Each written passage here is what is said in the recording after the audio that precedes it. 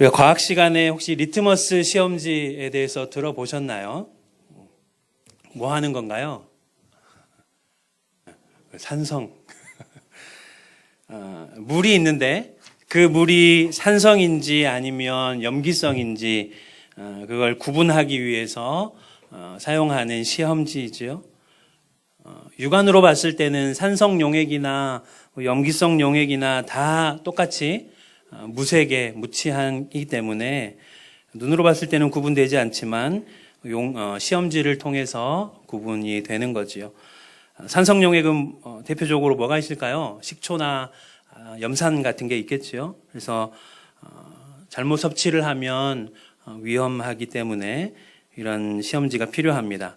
또 염기성 용액 같은 경우는 우리가 흔히 쓰는 세제나 비누 같은 것들, 또 석회나 양잿물 같은 것들이 있기 때문에 예전에는 그런 사고가 많이 있었다고 하더라고요. 저는 뭐 보지는 않았지만 양잿물을 물인 줄 알고 잘못 들이켰다가 큰일 나는 경우가 있었는데, 그냥 이걸 마시면 위험하기 때문에 그걸 구분하기 위해서 리트머스라는 시험지를 이용하는 겁니다. 제가 잘 몰라서 찾아봤더니 리트머스라는 그 용지가 아주 약한 산성이 있어서 산성 용액에다가 그 시험지를 집어넣으면 그 용액 속에 많은 양의 산성이 존재하기 때문에 그 산성이 종이에 달라붙어서 그 종이가 붉은색으로 변하게 되고, 또 염기성 용액에 집어넣으면 그 종이에 있는 산성이 떨어져 나가면서 그 종이가 푸른 빛을 띠게 된다고 합니다. 그래서 리트머스 시험지를 물에 넣어서 그 물이 어떤 성분을 가지고 있는지 테스트해 보게 되는 거지요. 그런데 이 말이 흔히 과학에서뿐만 아니라 정치나 또 사회나 문화의 영역에서 사회 전반적으로 많이 사용되는 것 같습니다. 어떤 정치인이 정치에 등단해서 새롭게 어떤 정책을 내거나 아니면 어떤 일을 새롭게 진행하게 되면 그 일의 결과를 통해서 그 사람의 능력이나 어떤 적합성 여부를 판단할 수 있게 된다는 의미로 그것이 리트머스 시험지가 될 것이라는 표현을 많이 사용하기도 하죠. 또는 내가 어떤 일을 결정하고 진행해 가는데 그것이 잘하고 있는지 잘못하고 있는지를 판단해 보고자 할 때 우리에게 리트머스 시험지가 필요하다라는 그런 표현을 많이 쓰기도 하는 것 같습니다. 우리의 신앙생활에 있어서도 마찬가지인데요. 오늘 본문 5절 말씀에 보면 사도 바울이 고린도 교회를 향해서 뭐라고 이야기합니까? 너희는 믿음 안에 있는가? 너희 자신을 시험하고 너희 자신을 확증하라라고 고린도 교인들에게 도전하고 있습니다. 물 색깔이 다 똑같아 보여도 그냥 물이 있고 마셔서는 안 되는 산성이나 염기성의 물이 있는 것처럼 교회 안에도 마찬가지라는 거죠. 지금 다 똑같은 모습을 하고 우리가 앉아 있지만 이 안에 안타깝게도 참된 신앙을 가진 자들이 있는가 하면 참된 신앙을 가지지 못한 자들도 함께 있다라고 우리가 생각해 볼 수 있는 것이죠. 그리고 그것을 다른 사람이 나를 판단해 줄 것이 아니라 스스로 자기 자신에게 리트머스 시험지를 대보는 것처럼 시험해서 내가 진짜 참된 신자인지 아닌지를 시험해보고 그것을 확증하라라고 사도 바울은 말하고 있습니다. 무엇을 통해서 그것이 드러나게 됩니까? 5절 말씀을 보면 내 안에 그리스도가 계신지 안 계신지를 통해서 그것이 드러날 것이라고 말씀하고 있고, 만약 내 안에 그리스도가 계신다는 것을 스스로 알지 못하거나 내 안에 그리스도가 계신다는 사실을 확신하지 못한다면 우리의 신앙을 다시 한번 되돌아볼 것을 우리에게 도전하고 있습니다. 사도 바울의 권면은 고린도 교회뿐만 아니라 오늘 우리에게도 큰 도전을 주고 있는데요. 우리가 교회라는 예수비전 교회라는 이 공동체로 함께 묶여 있지만, 함께 신앙생활을 하고 있지만 사실은 예수님께서 말씀하셨던 것처럼 이 안에도 알곡이 있고 가라지가 함께 있다는 것입니다. 다시 말하면 이 안에서도 우리가 다 똑같이 신앙생활을 하고 있는 것 같지만 어떤 사람은 하나님께서 구원하시기로 작정된 사람들이 있는가 하면 하나님의 구원의 선택 가운데 들지 못한 자들도 함께 얽혀서 신앙생활을 하게 된다는 거죠. 제가 왜 이 문제를 다루고자 하냐면 오늘날 이 교회, 오늘날 신앙생활 하는 데 있어서 구원의 문제가 너무 도외시되고 있기 때문입니다. 예전에 제가 어떤 유명한 목사님이 페이스북에 쓴 글을 읽었는데 그 글을 읽고 제가 너무나도 많은 도전을 받았습니다.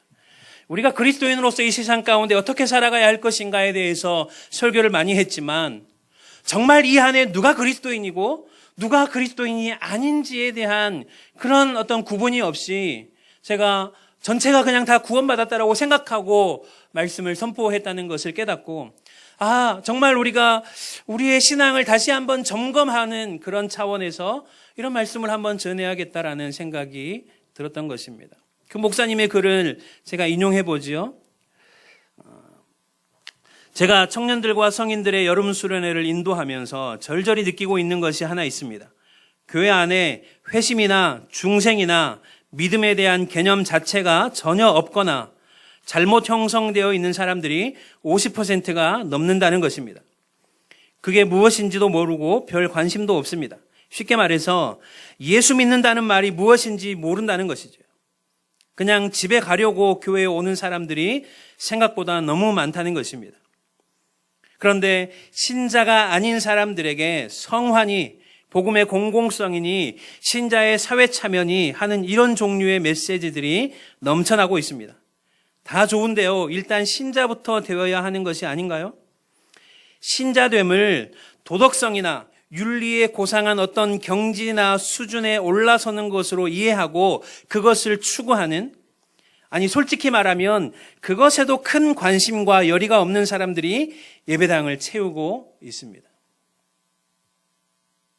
제가 목회를 하면서 느끼는, 이 글을 읽고 느꼈던 게 무엇이냐면 이 목사님은 교회 안에서 믿음에 대한 개념 자체가 없는 사람이 50%가 넘는다라고 이야기했지만 제가 보기에는 그것보다 훨씬 더 높은 퍼센테이지가 아닐까 하는 그런 생각이 들기도 합니다. 구원이 무엇인지, 그리스도가 어떤 분인지에 대한 생각이나 고민 자체가 없이 교회를 다니는 사람이 너무나도 많다는 거지요. 그런데 그것이 우리의 육안으로는 구분되지가 않습니다. 그렇기 때문에 우리가 육안으로 보여지는 현상만으로 어떤 사람의 외형만 가지고 누군가를 참된 신자인가라고 판단하기가 쉽지 않고, 그렇기 때문에 우리가 함부로 누군가에 대해서 쉽게 판단해서도 안 되는 것이죠. 내가 좋은 교회를 다니고 있다고 해서 그 사실 자체가 나를 참된 신자로 만들어주는 것은 아닙니다. 예수비전교회가 좋은 교회지만 이 교회에 다닌다고 해서, 아니면 예수비전교회보다 훨씬 더 좋은 교회를 다닌다고 해서 그것이 그 자체의 사실만으로 내가 참된 신자라고 말할 수 없다는 것입니다. 더 나아가서는 내가 이 예배의 자리에 앉아 있다는 그 사실만으로도 그 사실이 나를 참된 신자라고 말하게 만들 수 없다는 것이죠. 내가 좋은 설교를 듣고 있다는 그 사실이 나를 참된 신자로 만들어주는 것도 아닙니다. 내가 헌금을 많이 하고 교회에서 봉사도 많이 하고 우리 집안이 3대째 4대째 신앙생활을 하고 있고 나는 세례도 받았고 직분도 받았고 교회에 깊이 관여하고 있고 교회에 많은 것들을 내가 헌신한다고 할지라도 겉으로 드러나는 그 사실만으로는, 그 사실만 가지고는 그것이 나를 참된 신자로 만들어주는 것이 아니라는 거죠. 리트머스 시험지가 아니라 그냥 일반 종이를 가지고 아무리 산성 용액이나 염기성 용액에 담궈 보아도 색깔이 변하지 않는 것처럼, 아무리 우리가 외적인 모습들을 잘 갖추었다고 할지라도 그것이 우리의 믿음을 시험할 수 있는 참된 기준은 될 수 없다는 것입니다. 그렇기 때문에 오늘 사도 바울이 고린도 교인들을 향해서 강력하게 도전하고 있는 것이 무엇입니까? 우리의 외면이 아니라 우리의 내면에 정말 그리스도가 계신가 아닌가를 통하여서 우리의 믿음을 시험하라라고 말씀하고 있는 것입니다. 오늘 보면 1절 말씀을 보면 사도 바울이 뭐라고 이야기하냐면, 내가 고린도 교회를 세 번째 방문할 계획을 가지고 있다라고 말을 하고 있습니다. 이미 두 번을 방문했다는 거죠. 첫 번째는 고린도 교회를 세울 당시에 고린도 교회를 사도 바울이 세웠는데 고린도 교회를 세울 당시에 1년 9개월 정도를 머물면서 방문했었고, 두 번째는 고린도 교회에 무슨 문제가 있어서 고린도 교회를 방문했었고, 이제 앞으로 한 번 더 방문하기를 바란다는 거죠. 원하고 있다는 것입니다. 사실 사도 바울이 세계를 선교하면서 많은 교회를 세우기도 했고 또 많은 교회들을 다니기도 했지만 그 많은 교회들 중에서 고린도 교회만큼 사도 바울이 많은 애정과 관심을 지속적으로 쏟았던 교회는 그렇게 많지 않습니다. 왜 그럴까요? 고린도 교회가 특별히 어떤 이유가 있기 때문에 사도 바울이 고린도 교회를 향해서 많은 애정과 관심을 지속적으로 가지고 돌보았는데, 열 손가락 깨물어 안 아픈 손가락이 없다고 하지만 사도 바울에게 있어서 이 고린도 교회는 열 손가락 중에 깨물면 유독 더 많이 아픈 손가락이었습니다. 고린도 교회는 사도 바울이 보기에 유독 더 아프게, 사도 바울의 마음을 더 아프게 했고 유독 더 마음이 가는 손가락이었다는 거지요. 사실 고린도 교회는 겉으로 보기에는 굉장히 훌륭한 교회였습니다.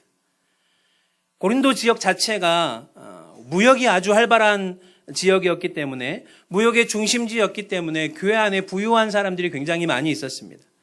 부유한 사람들이 많이 있었다는 것은 뭐가 많이 거치는 건가요? 헌금이 많이 거치겠지요. 교회가 그만큼 부유하다는 것입니다. 뿐만 아니라 교회에 많은 사람들이 다양한 은사를 가지고 있어서 교회가 아주 역동적으로 움직이는 교회였습니다. 침체되어 있는 교회가 아니라 많은 사람들이 성령의 은사가 충만해서 그 은사들을 가지고 교회를 다양하게 섬겼다는 것이죠. 그런데 그런 겉모습을 가지고 있는 반면에 고린도 교회를 좀 깊이 들여다보면 좋은 점이 많은 반면에 또 정말 많은 문제들을 가지고 있는 교회였습니다. 고린도전서나 고린도후서를 잘 읽어보면 많은 문제들이 드러나고 있는데 그 중에 하나가 무엇이냐면 고린도 교회 안에 성적인 타락의 문제가 있었습니다. 그런데 세상 사람들 사이에서도 보기 힘든 그런 아주 폐역한 성적인 타락의 모습이 있었습니다. 뿐만 아니라 다양한 은사를 가진 사람들이 많다고 했는데 그 다양한 은사들을 가지고 교회를 섬기고 교회의 덕을 세우는 것이 아니라 사람들 사이에서 은사를 가지고서 서로 서열을 매기고 서로 우열을 가리는 일이 생기기 시작했습니다. 내가 받은 은사가 더 좋은 은사이고 다른 은사는 덜 중요한 은사이기 때문에 내가 더 영적으로 뛰어나다는 거지요. 하나님께서 주시는 은사에 더 뛰어나고 덜한 그런 은사의 수준의 차이가 있을까요? 내가 병 고침의 은사를 받았으면 더 하나님의 위대한 종이고 내가 그냥 방언의 은사나 그냥 겨우 하고 있으면 덜 중요한 하나님의 종일까요? 성경은 전혀 그렇게 이야기하고 있지 않지만 고린도 교회의 사람들은 자신들이 가지고 있는 은사를 가지고 교회를 섬기고 교회에 덕을 끼치는 것이 아니라 서로 비교하고 우위에 서려고 하는 그런 일들이 많이 있었다는 것입니다. 뿐만 아니라 고린도 교회가 부유한 교회였다라고 했는데, 그리고 그 안에 고위 공직자들도 많이 있었는데 빈부의 격차와 그런 지위의 고하로 인해서 또 다른 문제가 발생했습니다. 대표적인 문제가 무엇이었냐면 성찬식 때 지위가 높은 사람들이, 부자인 사람들이 먼저 와서 성찬식의 그 음식들을 다 먹어버리는 바람에 뒤에 오는 그 가난하고 지위가 낮은 사람들은 성찬식임에도 불구하고 먹을 음식이 부족하게 되는 현상이 발생하게 되는 거죠. 그래서 오죽했으면 사도 바울이 배가 고프면 집에 가서 먹으라고 할 정도로 강력하게 비판할 정도로 그런 문제가 있었다는 거죠. 그런데 고린도 교회에는 그보다 더 큰 문제가 따로 있었습니다. 바로 사도 바울의 권위의 문제인데요. 아까 제가 고린도 교회가 사도 바울에 의해서 설립된 교회라고 말씀을 드렸지요. 그런데 사도 바울이 고린도 교회를 설립했지만 그 당시 초대교회에는 교회가 계속 생겨나는 것에 비해서 목회자의 수요가 그렇게 많지 않았기 때문에 한 명의 목회자가 여러 교회를 순례하면서 목회를 하는 그런 시기였습니다. 사도 바울도 마찬가지로 고린도 교회를 설립하고는 교회가 어느 정도 안정되기 시작하자 이제 고린도 교회를 떠나서 다른 곳으로 돌아다니면서 사역을 하고 있었다는 거지요. 그런데 사도 바울이 그 고린도 교회를 비웠던 그 사이에 그 교회에 누가 들어왔냐면 거짓 선지자들이 들어왔습니다. 그 거짓 선지자들은 자칭 내가 하나님께 세움받은 사도라고 하면서 거짓된 가르침들을 교회 안에 독버섯처럼 퍼뜨리고 있었습니다. 그런 거짓된 가르침들을 퍼뜨릴 뿐만 아니라 사도 바울에 대해서 비난하기를 마지 않았습니다. 사도 바울이 썼던 서신서들을 보면 계속해서 사울의 대적들이 공격하고 있는 문제가 있는데 그것이 무엇이냐면 사도 바울이 정말 사도인가 하는 문제이지요.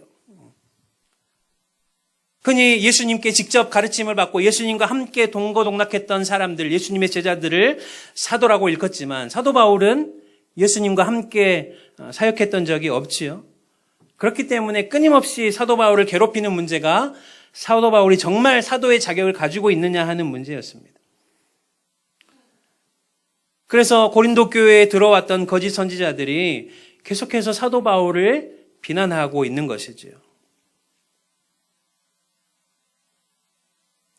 이런 여러 가지 문제들 때문에 사도 바울은 고린도 교회를 향해서 2번이나 편지를 써서 보냈습니다. 그것이 고린도 전서이고 그리고 고린도 전서와 후서 사이에 지금 전해지고 있지 않은 어떤 한 편지가 또 보내어졌습니다. 편지를 보냈을 뿐만 아니라 편지를 통해서 고린도 교인들을 권면했지만 그것이 잘 고쳐지지 않아서 사도 바울이 그 고린도 교회를 직접 방문했는데 그 방문이 오히려 역효과를 내게 되었고 오히려 더 갈등이 깊어지고 사도 바울의 마음이 더 상하게 되는 그런 일들이 있었습니다. 아무런 문제가 해결되지 않은 채 사도 바울은 그 아픈 마음을 가지고 다시 고린도 교회를 떠나야만 했습니다. 자신이 세운 교회였지만 그 함께 동고동락했던 그 교인들이 사도 바울을 사도로 인정해 주지 않는 것이었죠. 그래서 사도 바울은 다시 편지를 보내서 재차 권면하고 있는 것이 오늘 우리가 읽고 있는 고린도 후서입니다. 그리고 이제 이 편지를 보내고 난 이후에 다시 3번째로 고린도 교회를 방문하게 될 것인데 이번에는 사도 바울이 아주 마음을 단단하게 먹었습니다. 그래서 2절 말씀에서 말하고 있는 것처럼 내가 3번째로 너희를 방문하게 되면 그때는 내가 정말 너희를 엄정하게 대처할 것이고 너희를 징계할 것이라고 경고하고 있죠. 사도 바울의 이런 경고는 단지 그냥 말로만 하는 것이 아니었습니다. 사도 바울이 직접 세운 교회이기도 했지만 사도 바울은 고린도 교회를 너무나도 사랑했기 때문에 고린도 교회가 무너져가는 것을 그냥 두고만 볼 수 없었기 때문에 그들을 강하게 징계해서라도 교회를 바로 세우고자 했던 것이지요. 7절 말씀을 보면 이렇게 이야기합니다. 우리가 하나님께서 너희로 악을 조금도 행하지 않게 하시기를 구하노니 이는 우리가 옳은 자임을 나타내고자 함이 아니라 오직 우리는 버림받은 자 같을지라도 너희는 선을 행하게 하고자 함이라. 사도 바울이 고린도 교회를 바로 세우고자 하는 그 마음이 얼마나 강력했냐면 내가 너희에게 버림받은 자 같이 여겨질지라도 나는 너희를 포기하지 않겠다라고 이야기하고 있는 것입니다. 사도 바울은 고린도 교회를 향해서 내가 고린도 교인들에게 얼마나 좋은 인상으로 남느냐, 내가 너희들에게 얼마나 좋은 사람으로 보여지느냐가 중요한 것이 아니었다는 거죠. 교회를 바로 세울 수만 있다면 나는 너희들에게 버림받은 자와 같이 취급당할지라도 그것은 나에게는 아무런 상관이 없고 그것이 나에게 중요한 것이 아니라라고 말을 하고 있는 거죠. 이런 그 사도 바울의 말을 통해서 사도 바울이 고린도 교회를 얼마나 뜨겁게 사랑하고 있는지를 볼 수 있습니다. 겉으로는 강력한 어조로 고린도 교회를 비난하고 또 고린도 교회를 책망하고 있는 것 같지만 그 내면의 마음 가운데는 교회를 향한 진정한 사랑의 마음이 있었다는 거죠. 사실 이것은 결코 쉬운 일이 아닙니다. 자기가 세운 교회임에도 불구하고 자신의 사도권을 인정하지 않는 교회, 그리고 끊임없이 자신을 비난하고 비방하는 교회를 향해서 분노와 증오의 마음을 품는 것이 당연한데 그 마음이 아니라 진정한 사랑의 마음으로 대하고 있는 것을 보면 사도 바울의 그 사도됨이 정말 대단하다고 느껴집니다. 사도 바울은 자신이 설립한 교회였기 때문에, 그리고 자신의 사도된 권한으로서 고린도 교회를 당장 가서 책망하고 권징하고 징계할 수 있었을 것입니다. 그러나 그 마음을 가지고 사도 바울이 고린도 교회에 가게 되면 또다시 안 좋은 일이 생길까 싶어서 먼저 세 번째로 방문하기 전에 편지를 보내서 그들에게 권면하고 있는 거지요. 사도 바울의 목적은 고린도 교인들을 돌이키게 하는 것이 바울의 목적이었기 때문에 이 편지를 통해서 고린도 교인들이 마음을 돌이키고, 그래서 세 번째 방문할 때는 또다시 가슴 아픈 그런 만남이 아니라 기쁘고 감사한 만남이 되기를 원했던 것입니다. 그래서 끊임없이 고린도 교회를 향해서 경고하고 있고, 내가 세 번째 가면 너희를 가만두지 않겠다라고 말을 하고 있는 거지요. 이것은 마치 부모가 자녀에게 경고하는 것과 같습니다. 자녀가 잘못된 길로 갈 때 부모가 처음부터 자녀를 때리거나 혼내지 않지요. 그 자녀가 옳은 길로 돌아올 수 있도록 수차례 경고합니다. 부모가 뭐라고 이야기합니까? 너 계속 그렇게 하면 혼난다. 너 계속 그렇게 하면 맞는다. 라고 이야기할 때 부모의 마음이 무엇입니까? 내가 저 자녀가 잘못하기만 하면 내가 빨리 매를 들고 가서 저 자녀를 때려야 하지 하는 마음으로 그렇게 말을 하는 부모는 없지요. 너 그렇게 하면 혼난다. 너 그렇게 하면 매 맞는다라고 말하는 부모의 마음은 무엇입니까? 내가 매를 들고 그 자녀를 때리기 전에 그 자녀가 행동을 교정하게 하려는 데 목적이 있는 것이지요. 바울이 왜 이렇게 고린도 교회를 향해서 강력하게 책망하고 징계하겠다라고 말하고 있는 것입니까? 그냥 마음 편하게 내버려 두면 될 수도 있는 문제인데 왜 바울은 끊임없이 고린도 교회를 포기하지 않고 이렇게 강력하게 말을 하고 있는 것입니까? 바울이 말하고 있는 복음은 결코 값싼 싸구려 복음이 아니기 때문입니다.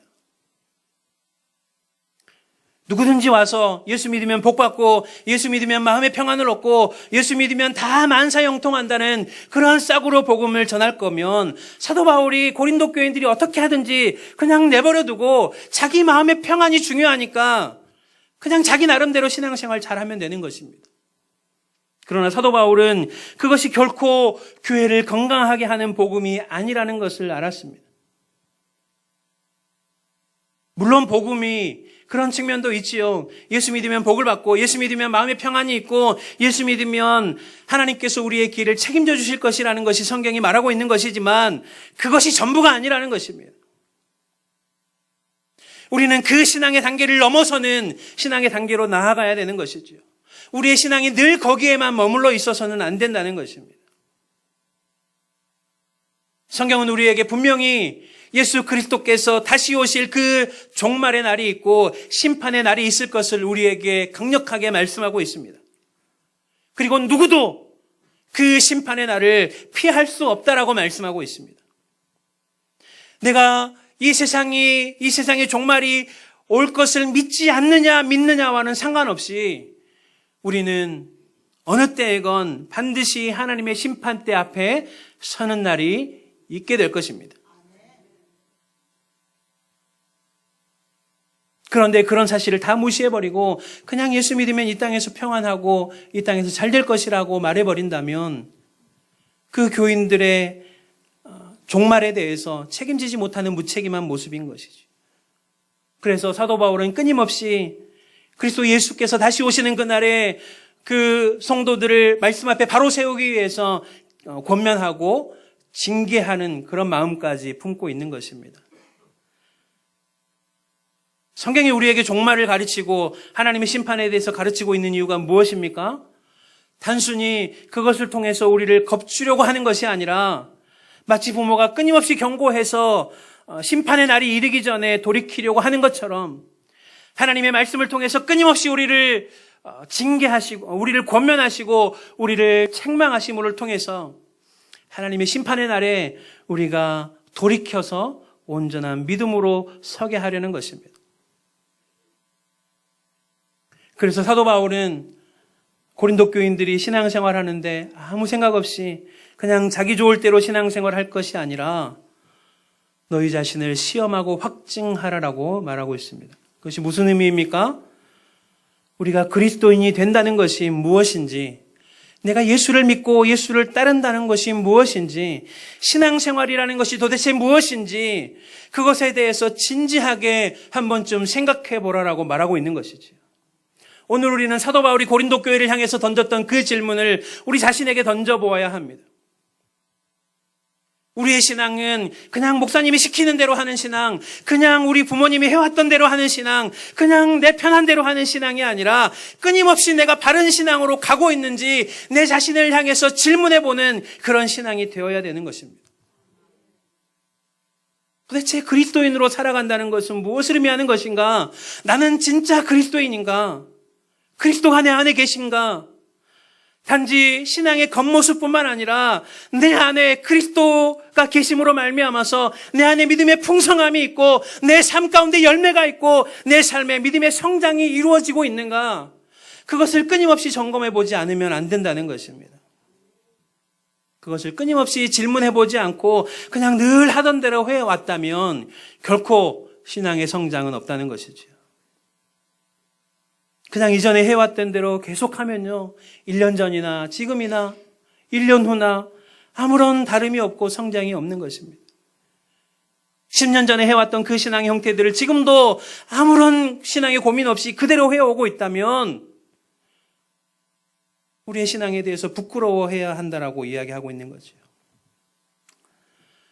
제가 2010년도에 신대원을 들어가서 그때부터 교육전도사 생활을 시작했는데 가끔 이제 제가 썼던 설교문들을 한번 볼 때가 있습니다. 교육전도사 때 2010년도 때나 아니면 불과 2, 3년 전에 설교문을 가끔 볼 때가 있는데 그때마다 제가 어떤 마음이 들까요? 아, 정말 설교 잘 썼다. 이런 마음이 들까요? 2, 3년 전에 썼던 설교를 펼쳐보아도요, 그때는 정말 내가 설교를 잘 썼다고 생각하고 이 설교로 정말 사람들에게 은혜를 끼쳤다라고 생각했는데 돌이켜서 그 설교문을 보니까요, 그렇게 부끄러울 수가 없습니다. 내가 이런 걸 설교라고 썼구나.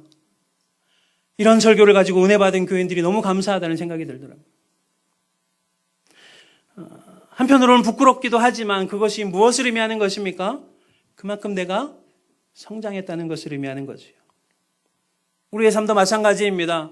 지난 우리가 걸어왔던 그 신앙의 삶이, 우리의 인생이 돌아보았을 때 전혀 부끄러움이 없다면, 그냥 마냥 떳떳하기만 하다면 둘 중에 하나겠죠. 정말 잘 살았거나 아니면 그냥 그 자리에 성장 없이 머물러 있거나 둘 중에 하나일 것입니다. 우리의 믿음은 끊임없이 성장해 가야 하는 것입니다. 성장은 무엇을 통해서 이루어집니까? 아픔이 없는, 고통이 없는, 희생이 없는 성장은 없습니다. 우리가 운동을 안 하다가 평소 안 쓰던 근육을 쓰게 되면 어떻게 됩니까? 근육통이 오고 그 당장에는 일어서고 걷는 것조차 힘이 들죠. 그러나 그것은 우리를 무너뜨리는 고통이 아니라 내가 성장하고 있고 내가 건강해지고 있다는 증거로서의 고통인 것입니다. 그냥 고통이 없으려면요, 가만히 있으면 되죠. 운동도 안 하고 아무것도 안 하고 그냥 가만히 있으면 그렇게 편할 수가 없습니다. 그러나 그것이 계속 쌓이면 어떻습니까? 육체적으로는 편할지 몰라도 더 심각한 질병을 우리에게 불러올 수도 있게 되는 거지요. 마찬가지로 우리의 신앙의 성장이 없다면, 늘 그냥 있는 모습 그대로 우리가 신앙생활을 해왔다면 그것이 우리를 편하게 할지는 몰라도, 육체적으로는 편할지 몰라도 오히려 영적으로 우리를 더 심각한 위험에 처하게 할 수도 있다는 것입니다. 그렇기 때문에 사도 바울은 그리스도께서 내 안에 계신가를 끊임없이 점검함으로써 자신의 믿음을 시험하고 확증하라라고 말씀하고 있는 것이죠. 그렇다고 한다면 내 안에 그리스도가 계신 것을 어떻게 알 수 있습니까? 여러분의 마음 가운데는 그리스도께서 계십니까?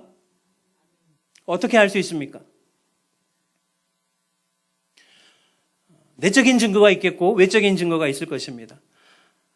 그리스도가 내 안에 계신다면 내 안에 성령께서 주시는 은혜가 있을 것이고 구원의 감격이 있을 것이고 죄를 지었을 때는 찔림이 있을 것이고 그것을 통해서 우리의 믿음이 성장해 갈 수 있을 것입니다. 그러나 그 내적인 증거들은 단지 내적인 것에만 머물지 않고 외적인 모습으로 드러나게 되는 것이죠. 다시 말하면 우리의 삶의 변화가 없이 혼자만 은혜 받고 혼자만 감격한다는 것은 올바른 신앙이 아니라는 거지요. 하나님께서 우리에게 주신 은혜가 있고 구원의 감격이 있다면 그것을 통해서 우리의 삶으로 나타나야 한다고 이야기하고 있는 것입니다.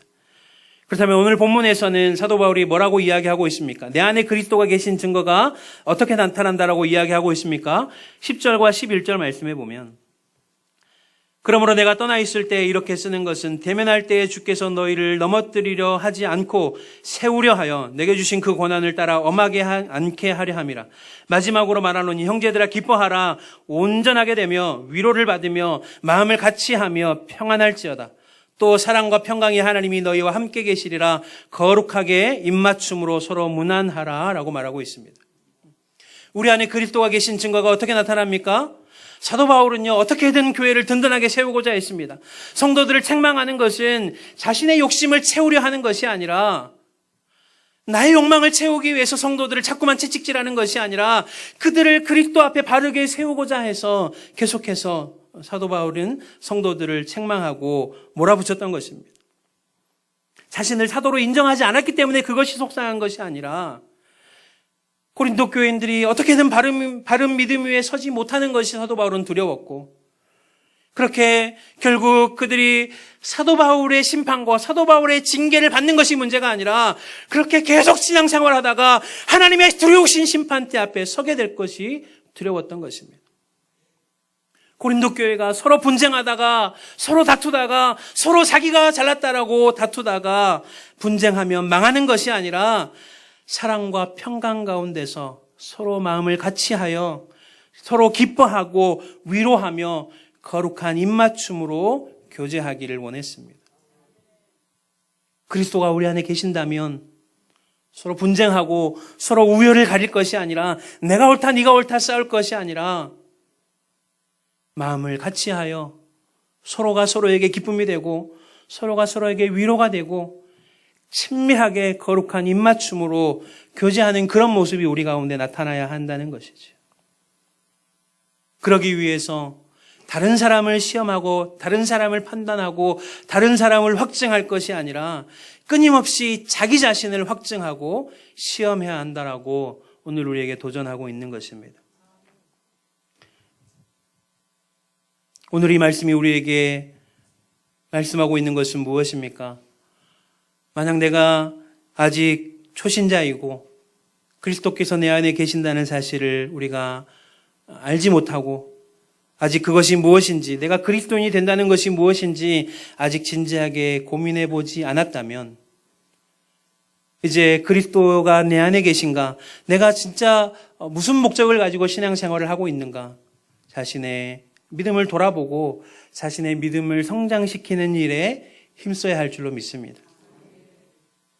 내가 만약 신앙생활을 오래 했고 그리스도가 내 안에 계신다는 그 사실이 분명하다면 오늘 사도 바울이 고린도 교회를 향하여서 권면하고 있는 것처럼 그 믿음의 증거가 교회를 갈라지게 하고 서로 다투고 자기의 우위를 내세우고 자기 주장을 내세우는 것으로 드러나는 것이 아니라 내 신앙이 옳기 때문에 내가 말하는 것이 다 옳다라고 자기 주장을 내세우는 것이 아니라 나의 믿음을 통해서 교회가 온전해지고 교회 안에 기쁨이 가득 차고 교회 안에 서로 위로하는 모습이 가득 차고 교회 안에 서로 거룩한 입맞춤으로 깊은 교제가 있는 그런 데 쓰임받게 해달라고 우리가 하나님 앞에 간구해야 될 줄로 믿습니다. 우리가 새로 예배당을 옮기고 나서 많은 의견들이 있고 또 그 의견들이 때로는 충돌하는 것들을 보게 됩니다. 그런데 누구 한 사람도 나쁜 의도를 가지고 교회가 망했으면 좋겠다는 의도를 가지고 그렇게 말하는 사람은 한 사람도 없을 것입니다. 모두 다 좋은 동기를 가지고 자기의 생각을 말하는 것이고 모두 다 교회가 잘 되기를 바라는 마음으로 어떤 의견을 제시할 것입니다. 그러나 그럼에도 불구하고 좋은 동기를 가지고 자기의 의견을 말함에도 불구하고 때로는 그 의견이 충돌될 수도 있습니다. 그리고 더 나아가서는 내가 아무리 좋은 의도로 말을 한다고 할지라도 그것이 반드시 좋은 결과를 내리라는 보장은 없습니다. 내가 좋은 동기로 했기 때문에, 내가 선한 동기로 교회가 잘 되기를 바라는 마음으로 뭔가를 했기 때문에 그것으로 다가 아니라는 거지요. 때로는 내가 선한 동기를 가지고 열심을 내어서 그것 때문에 교회가 무너져 내리는 것을 수도 없이 봐왔습니다. 고린도 교회도 마찬가지죠. 다 교회 좋자고 하는 일이었습니다. 그러나 그 가운데 교회가 하나 되는 것에, 교회가 온전히 서는 것에 관심을 두기보다는 나의 의견이 반영되고 내가 열심을 내므로 말미암아서 내 이름이 드러나는 것에 더 관심을 가지기 시작한다면 교회는 무너져 내릴 수밖에 없을 것입니다. 그러므로 우리가 이 교회가, 예수비전 교회가 정말로 온전하게 서고 하나님 앞에 귀하게 쓰임받는 교회가 되기를 바란다면 먼저는 우리가 무엇을 할 것인가 보다는 정말 내 안에 그리스도께서 계신가를 먼저 점검해 보아야 할 것이고, 또 내 안에 정말 그리스도가 살아계신다면 내가 행하는 모든 일들을 통해서 정말 내가 드러나는 것이 아니라 그리스도가 드러나고 하나님의 이름이 높아지고 나를 통해서 교회가 든든하게 서가는가, 내가 교회의 덕이 되고 있는가, 그런 것들을 한번 점검해 보아야 할 것입니다. 그러므로 말미암아서 정말 예수비전 교회가 각자의 믿음의 성장이 있을 뿐만 아니라 성도의 아름다운 교제가 있고 거룩한 입맞춤이 있고 하나님을 향한 순전하고 헌신된 그런 열심이 있는 교회가 되어서 정말로 이 지역사회 가운데 하나님의 이름을 드높이고 이 예수비전 교회를 통하여서 하나님의 나라가 놀랍게 확장되어지는 그런 놀라운 하나님의 역사가 있기를 주의 이름으로 간절히 축복합니다.